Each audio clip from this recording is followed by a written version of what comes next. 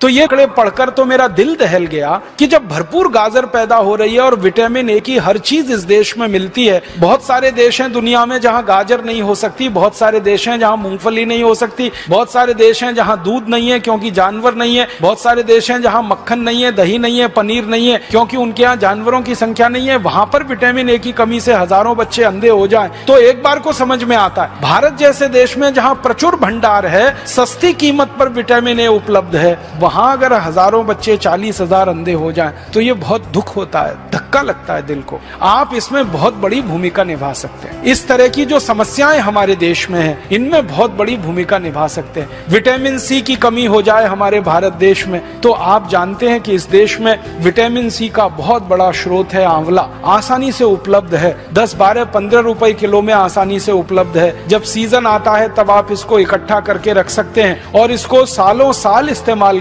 कर सकते हैं। तो आंवले के कई उत्पादन हैं, लेकिन लोग चाहे तो इसको अपने घर में ही तैयार करके हमेशा के लिए रख सकते हैं। इतना बड़ा स्रोत है विटामिन सी का। अब हमारे पास प्रकृति ने दिया, भगवान ने दिया, विटामिन ए के स्रोत हैं। विटामिन B12 की तो भारत में कभी कमी नहीं हो सकती क्योंकि यहाँ के लोग जितने तरह की सब्जियां खाते हैं, जितने तरह के फल, मौसमी फल खाते हैं, सवाल ही नहीं उठता कि हमको विटामिन B12 कभी कमी हो जाए। ऐसे हमारे देश में प्रकृति के द्वारा जो बहुत सारे समृद्ध पदार्थ हैं, सस्ते हैं, कीमत में आसानी से उपलब्ध हैं, हर जगह होते हैं। सबसे बड़ी बात है कि आंवला भारत में हर जगह आसानी से मिल जाता है, गाजर भारत में हर जगह आसानी से मिल जाती है, टमाटर हर जगह आसानी से मिल जाता है। तो क्यों नहीं हम इनका हमारे मरीजों में, हमारे देश के साधारण नागरिकों में प्रचलन बढ़ाएं और इस प्रचलन को हमारे देश में जितना ज्यादा आप बढ़ा देंगे, हमारे मरीजों की फालतू दवाओं पर निर्भरता उतनी कम हो जाएगी। कैल्शियम की कमी के आपके पास जितने सारे मरीज आते हैं और आप उनको कैल्शियम के बहुत सारे स्रोत बताते हैं और आप भारत में बहुत सारी सस्ती चीजों से कैल्शियम को उपलब्ध करा सकते हैं। सबसे आसानी से कैल्शियम हमारे यहाँ उपलब्ध है चूने के पत्थर के रूप में,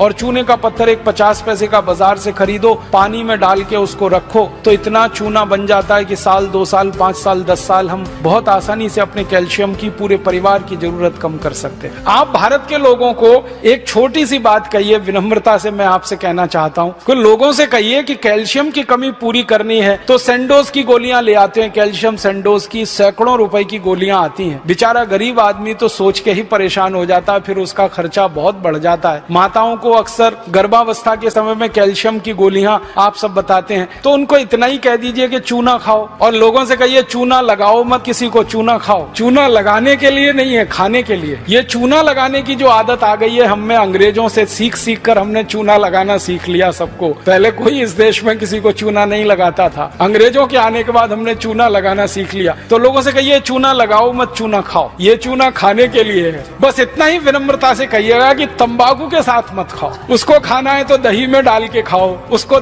खाना है तो दाल में डाल के खाओ, उसको पीना है तो पानी में डाल के पियो। मामूली सी मात्रा जीरे के दाने के बराबर, गेहूं के दाने के बराबर दही में, नहीं तो दाल में, नहीं तो सब्जी में, नहीं तो पानी में आसानी से खाया जा सकता है और बहुत बड़ा कैल्शियम का स्रोत है। भगवान ने इतना बड़ा कैल्शियम का स्रोत इस देश को दिया है, शायद ही किसी देश में होगा। वो चूने का पत्थर ही है जिससे हम सीमेंट बना रहे हैं, वो चूने का पत्थर ही है जो 20 तरह के उद्योग में जा रहा है। वो ही चूना हमारे मरीजों के कैल्शियम की पूर्ति में बहुत बड़ी भूमिका निभा सकता है। तो ये साधारण सी बातें आम आदमी के दिल दिमाग में बहुत जल्दी बैठ जाती हैं, लेकिन आप कहेंगे तो ज्यादा अच्छे से। कोई दूसरा कहेगा ना तो कुतर्क करेगा, तुम क्या डॉक्टर हो, तुमको क्या मालूम है। लेकिन जब कोई डॉक्टर उसको कह रहा है तो बहुत गहराई से, ये तो परंपरा से आई हुई है बात। चूना उसके दादाजी खाते थे, दादाजी के दादाजी खाते थे, वो भी खाते थे, देखा है उसने। फिर आपने और जोड़ दिया उसमें कि ये कैल्शियम का सबसे बड़ा भंडार है, तो बात तो पक्की बैठ जाएगी उसके मन में। फिर वो अपनी जीवन शैली को इस तरह से बना लेगा